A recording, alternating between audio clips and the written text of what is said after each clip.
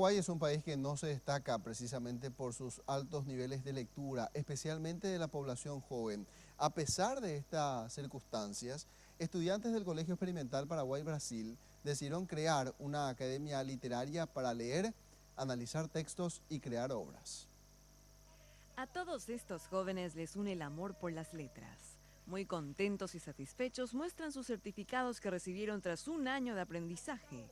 Cuentan que quisieron formar parte de la Academia Emina Nasser para demostrar que la literatura no es aburrida como muchos piensan, sino todo lo contrario. Es la llave para viajar a lugares que solo con los libros podemos explorar.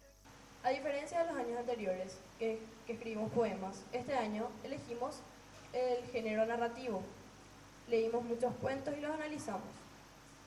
Realizamos debates y aprendimos sobre técnicas, mediante materiales didácticos como serían videos online, libros o fichas de trabajo, demostrando así que la literatura no es aburrida, sino dinámica e interesante.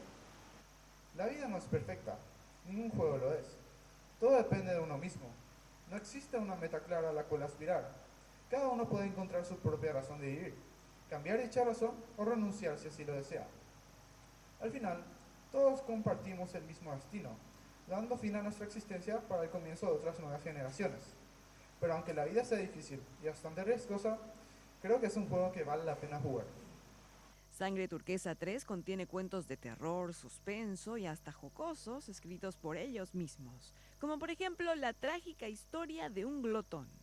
Que están realmente convencidos de la importancia de la literatura hoy en día, a pesar de este auge de la tecnología, del celular y todo eso, dejaron todo eso de lado para poder leer obras universales, clásicos, analizar en la academia literaria, compartir con sus compañeros vivencias también y crear, por sobre todo realizar estas obras que hoy forman parte de nuestro libro.